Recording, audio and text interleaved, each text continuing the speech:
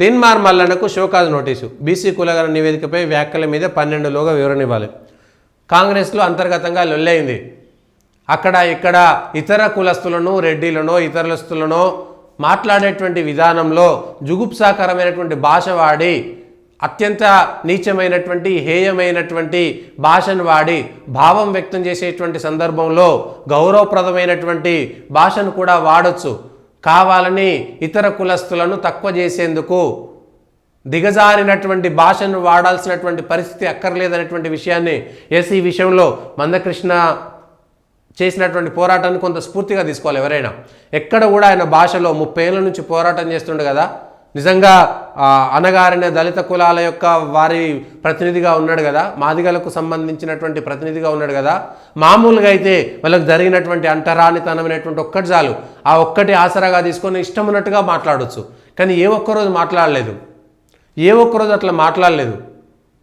మాదిగల కోసం పోరాటం చేసిండు, మిగిలినటువంటి ఈ సమస్యల మీద పోరాటం చేసిండు. మాదిగల కోసం 30 ఏళ్ళ నుంచి వర్గీకరణ కోసం పోరాటం చేస్తూనే ఉన్నాడు. ఏదో రకంగా ఆ పోరాటం చేయడం వల్ల మిగిలిన దగ్గరైనా ప్రజల్లో ఒక అవగాహన అయినా పెరిగింది. అయ్యో వాళ్ళకి జరిగినటువంటి మిగిలినది ఏది కాదు, ఆర్థికంగా మిగిలినటువంటి అంశాలు పక్కన పెడితే ఒక అంటరానితనం అనేటువంటి ఒక్క మాట చాలు. పాపం ఈ సమాజంలో అత్యధికంగా ఎవరినైనా బాధ పెట్టినామంటే అంటరానితనం వల్ల మాదిగలో ఇంకెవ్వరిని అంటరాని వాళ్ళుగా చూస్తే, గుళ్ళోకి రానేక, బల్లోకి రానేయకుండా, వాళ్ళతో కలిసి తినలేకుండా, వాళ్ళతో నిలబడలేకుండా, మాట్లాడకుండా, వాళ్ళ ఇంటి ముందు రానియకుండా, ఇష్టానుసారంగా దూషించినటువంటి బాధపడ్డటువంటి ఏకైక సమాజం ఏదైతుందో బీసీల కంటే కూడా దారుణంగా అవమానించబడ్డది ఈ సమాజంలో దళితులు. లేకపోతే అందులో అన్ని మాదిగా మిగిలినటువంటి వాళ్ళందరినీ కూడా అనేక రకాలుగా వాళ్ళని అవమానించారు. అంత అవమానం నుంచి బయటకు వచ్చినటువంటి ఉద్యమాలు చేసినటువంటి మందకృష్ణ కూడా ఏ రోజు జుగుప్సాకరమైనటువంటి మాట మాట్లాడలేదు. ఎక్కడ కూడా అన్పార్లమెంటరీ లాంగ్వేజ్ మాట్లాడలేదు. ఆయన ఆవేశాన్ని అక్కసును వెళ్ళగక్కాడు.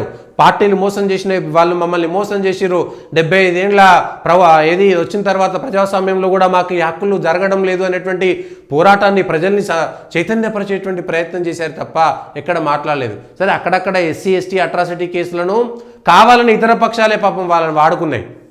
పాపం అందులో కూడా వాళ్ళు పావులైపోయారు. కొందరు దాన్ని వాడుకున్నారు, అదొక్కటే తప్ప మిగిలింది ఎక్కడ లేదు. మరి ఈ మాట్లాడినటువంటి భాష విషయంలో కాంగ్రెస్లో ఒక్కసారిగా రెడ్డి వర్గాలు, మిగిలినటువంటి వర్గాలు బీసీలకు అన్యాయం జరిగితే చెప్పొచ్చు, బీసీల కోసం కొట్లాడొచ్చు, బీసీలకు 42 కాకపోతే 82% కోసం కొట్లాడొచ్చు, ఏదైనా మాట్లాడొచ్చు. కానీ ఈ మాట్లాడేటువంటి క్రమంలో ఇతర కులస్తులను ఇష్టానుసారంగా తిట్టాల్సినటువంటి అవసరం లేదు. ఇవాళ దేశంలో జరుగుతుంది అదే. బ్రాహ్మణులను పూజారులను ఇష్టానుసారంగా తిడుతుంటారు, వాళ్ళని హేళన చేస్తుంటారు. టీవీలలో వాళ్ళను పాపం అడక తినేటోళ్ళుగా, వాళ్ళు దొంగతనంగా మటన్ కోసమో చికెన్ కోసమో దొంగతనంగా పోయేటట్టుగా వాళ్ళు పెళ్లిళ్ళలో కూర్చొని ఇతర మహిళలకు లైన్లు వేసే విధంగా ఇట్లా వాళ్ళను చాలా దారుణంగా చిత్రీకరించేటువంటి ప్రయత్నం జరిగింది జోకులు చేసేటువంటి విషయంలో.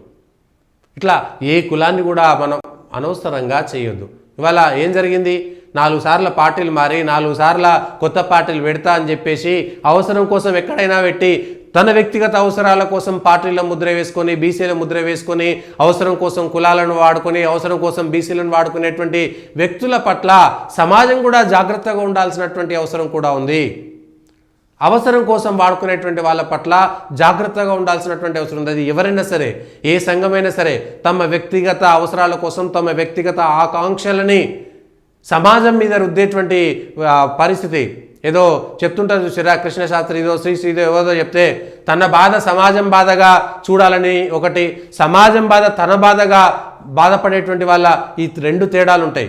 సమాజం బాధనంతా తను అనుభవించి సమాజం కోసం ఏదో చేయడం ఒకటి, తన బాధ అంతా సమాజం మీద నెట్టేసి తన బాధ మాత్రమే తీర్చుకునేటువంటి వ్యక్తులు కొంతమంది ఉంటారు. ఇది సమాజంలో ఉన్నటువంటి వాళ్ళు చాలా జాగ్రత్తగా చూడాల్సినటువంటి అవసరం కూడా ఉంది. దాన్ని